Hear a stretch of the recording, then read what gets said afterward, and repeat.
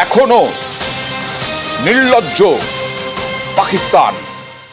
ফাঁকা বুলি বিশ্ব দরবারে মুখ পুড়িয়েও সীমান্তে উস্কানি পাকিস্তানের। পর 12 দিন যুদ্ধবিরতি লঙ্ঘন পাকিস্তানের। নিয়ন্ত্রণ রেখায় ফের বিনা প্ররোচনায় গুলি। কুপওয়ারা, বারাপুলা, পুঞ্চে গুলি। রাজৌরি, মেন্ধার, আখনুরেও গুলি। নাওশেরা, সুন্দরবনীতেও গুলি পাকিস্তানের। পাকিস্তানকে যোগ্য জবাব দিচ্ছে ভারতীয় সেনা।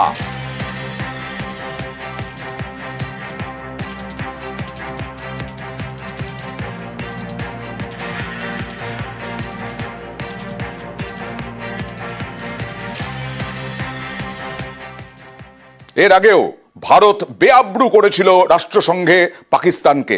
নিরাপত্তা পরিষদেও এই সিন্ধু জল চুক্তি স্থগিত নিয়ে নালিশ করলো পাকিস্তান। নিরাপত্তা পরিষদে পাক আবেদনকে কোনো গুরুত্ব নয়।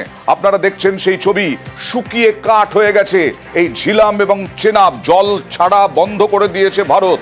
আর পাকিস্তানে নাকি যা শোনা যাচ্ছে শুকিয়ে গেছে এবং তার সঙ্গে গরমে পুড়ছে পাকিস্তান। কথা বলবো প্রতিনিধি মৈত্রেয়ীর সঙ্গে। মৈত্রেয়ী, রাষ্ট্রসংঘে জল বন্ধ নিয়ে কোনো পাত্তাই পেল না।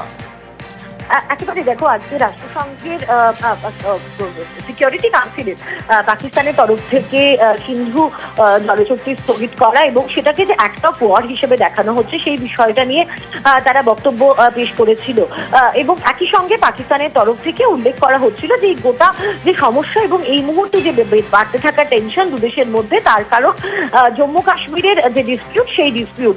প্রথম দিকে তারা পেহেলগাঁও অ্যাটাকের উল্লেখই করতে চায়নি, কিন্তু ইউনাইটেড সিকিউরিটি কাউন্সিলে পেহেলগাঁওয়ের বিষয় নিয়ে তাদেরকে কটাক্ষের মুখে পড়তে হয়।